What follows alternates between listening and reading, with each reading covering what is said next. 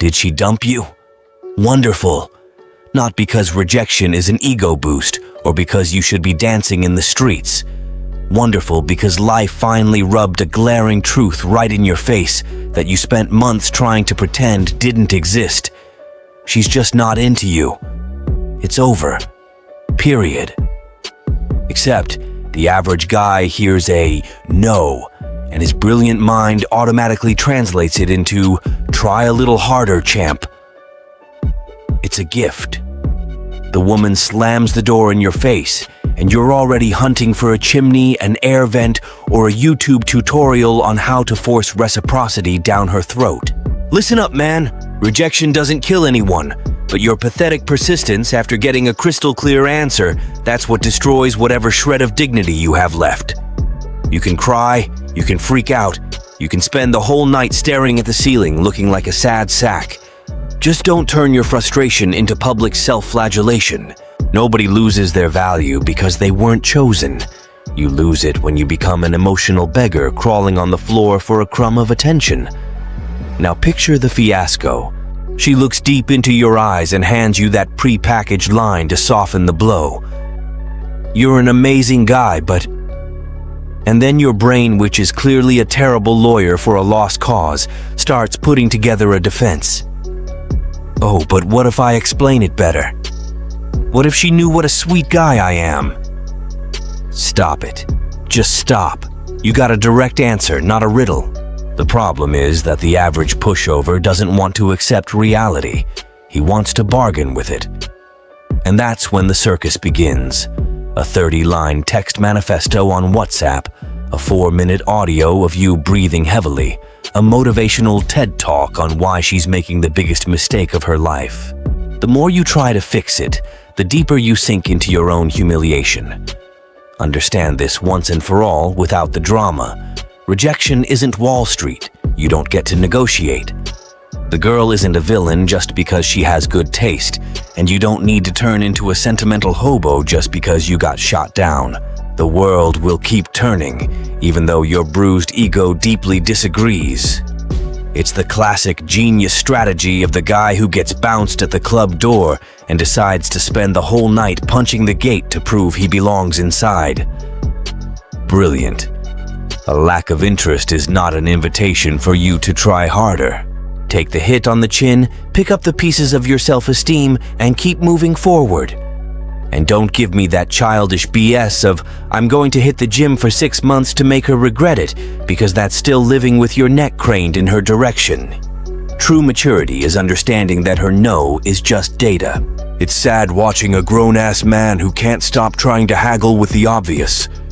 But before you go cry in the fetal position in the corner, fire up your last remaining brain cell. This video didn't pop up on your screen by divine intervention. It's here because someone with a little more common sense liked, commented, and subscribed. It wasn't a miracle. It's basic math. The algorithm isn't your mommy here to coddle you for free. It's a machine that needs to be fed. So, if you're sitting there with your arms crossed, consuming everything for free, thinking the world owes you something, congratulations on the audacity. Smash that thumbs up, subscribe to this damn channel, and type a gratitude in the comments to hide your sad face and pretend you're a functional human being. Enough clowning around. Let's get straight to the reality check you desperately need. Number 1. Stop negotiating with the no. The number one mistake of the freshly dumped guy is turning a simple refusal into a courtroom debate. The woman spelled it out that she wants nothing to do with you, and your brilliant mind thinks you just lacked context. Brilliant. Suddenly, you become your own lawyer for a lost cause. You start presenting chat histories, proof of good intentions, background checks, zodiac compatibility, and if left unchecked, you'd probably call your own mother as a star witness.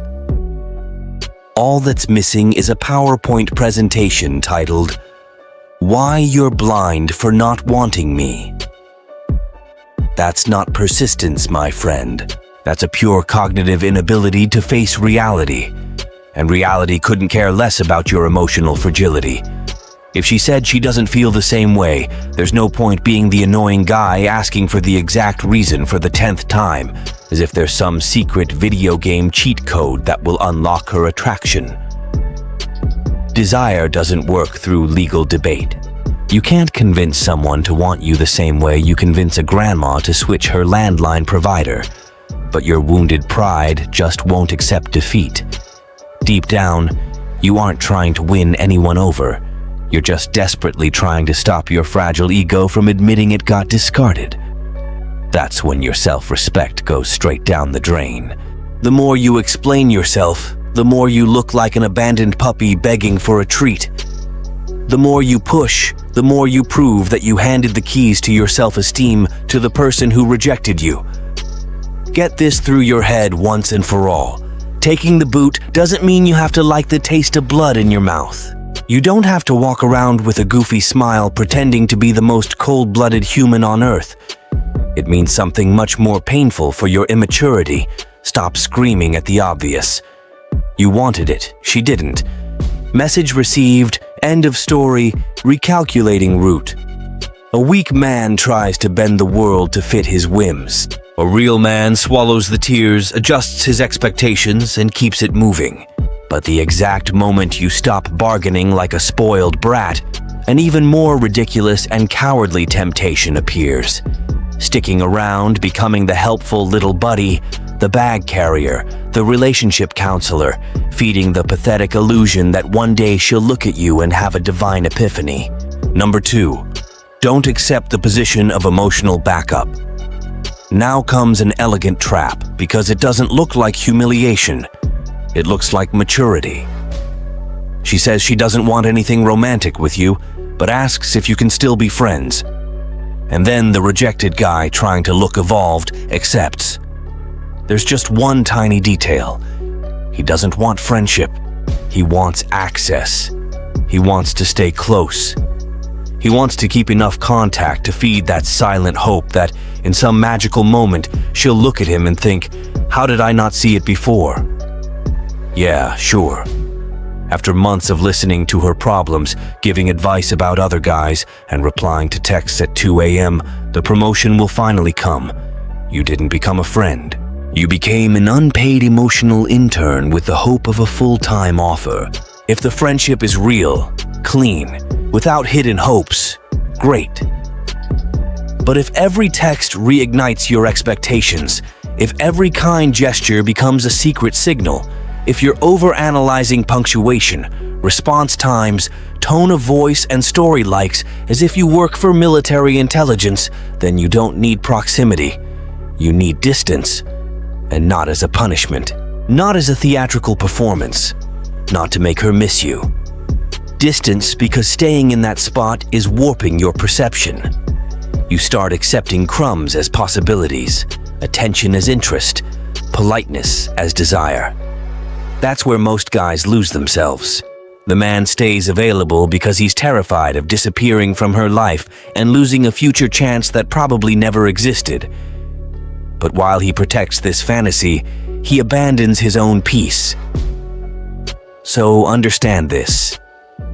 You don't owe friendship to someone who rejected you, just like she doesn't owe you romance because you were nice. If staying close hurts, walk away. Simple as that. No dramatic announcements, no farewell speeches with an imaginary soundtrack. You just cut off access and get back to your own life. Distance isn't revenge. Sometimes it's just emotional hygiene. And pay attention, because here comes an even more sophisticated mistake. The guy learns to step away, but turns his own silence into yet another attempt to control her reaction. Number 3, don't turn silence into manipulation. Look at this carefully, because this is where a lot of people trade one mistake for another and still call it growth. The guy finally realizes he needs to pull back. Great, except instead of actually moving on with his life, he weaponizes his silence to provoke a reaction. He stops texting, but keeps counting the days. He stops replying, but checks if she viewed his stories. He disappears, but posts exactly what he hopes she will see. What touching independence. You haven't left her orbit.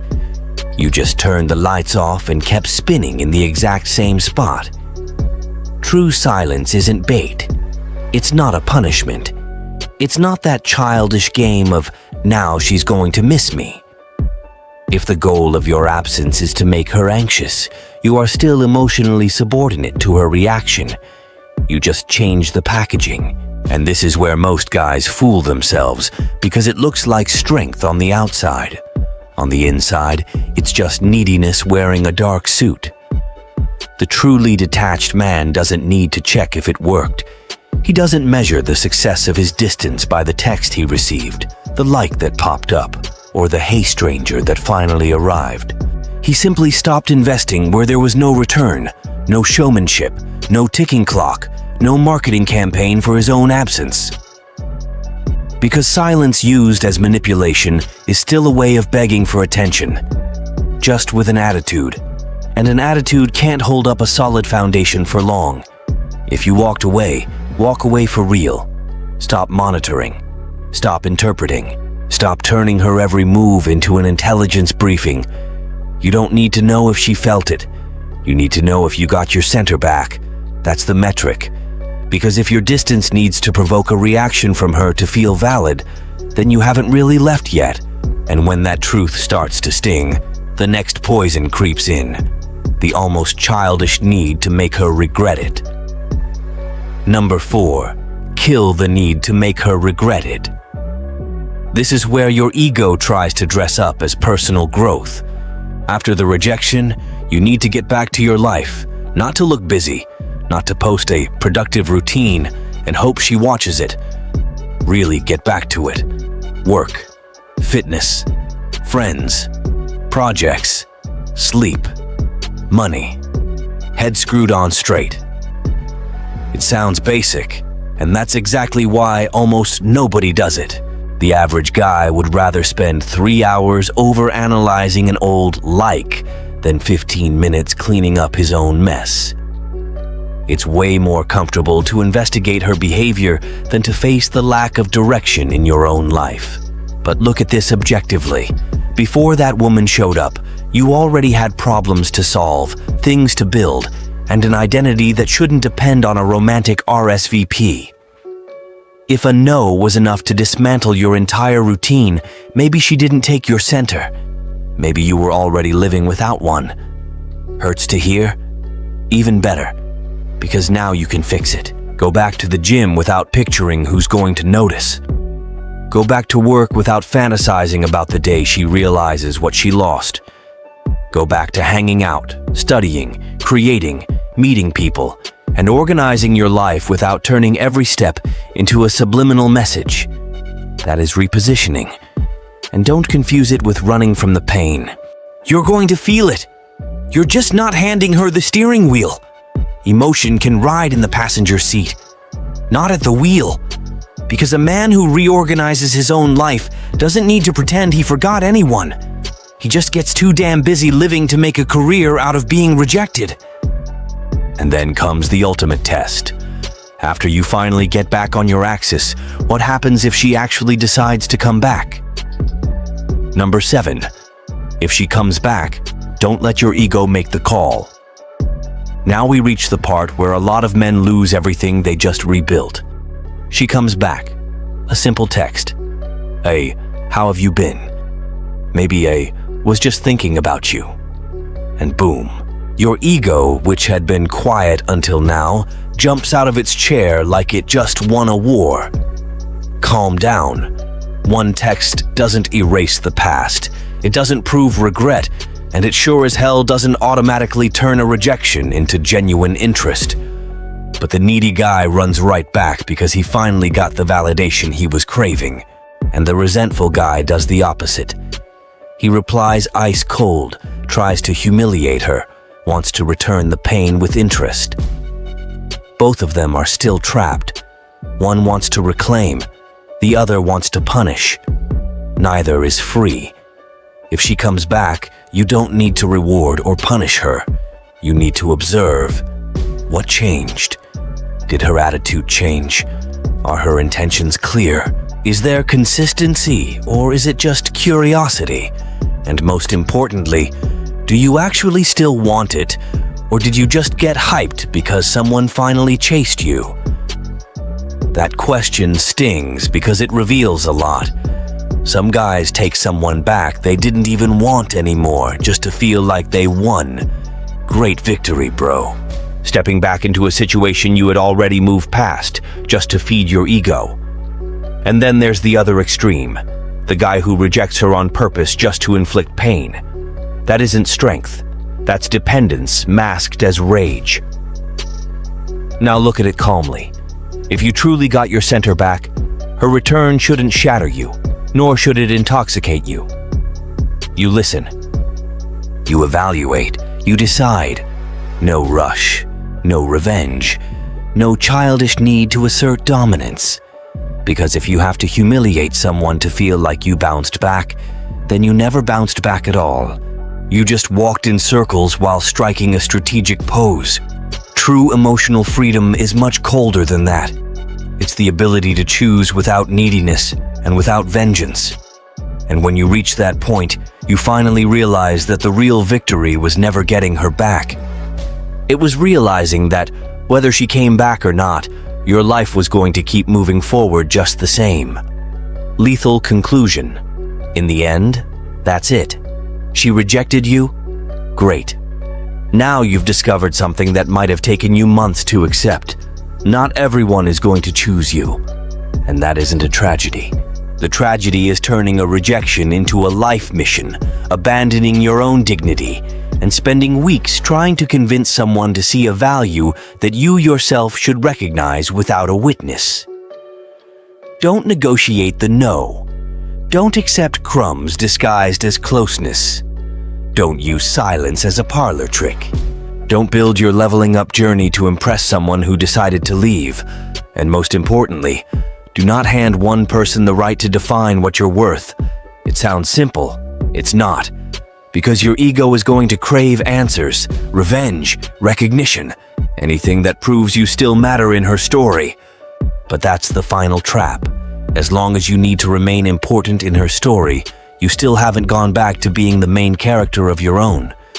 So, when someone doesn't choose you, protect the one thing that is worth more than any second chance. Your backbone.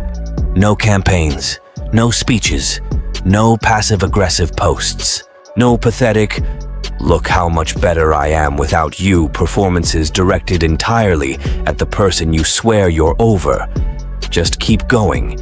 If someone wants to be there, they show it. If they don't, they have the right to walk away. And you have a duty not to abandon yourself trying to stop them. Don't look back hoping she's staring at you. That's still dependency, just wearing the makeup of pride. A truly strong man doesn't need to turn rejection into revenge. He turns it into direction. And when he grasps that, something curious happens. The no that felt like a crushing defeat becomes just a bend in the road. Nothing more. Comment: I don't negotiate reciprocity. And burn this into your brain before your ego invents another elegant excuse to run back to where it was already made, crystal clear you shouldn't stay.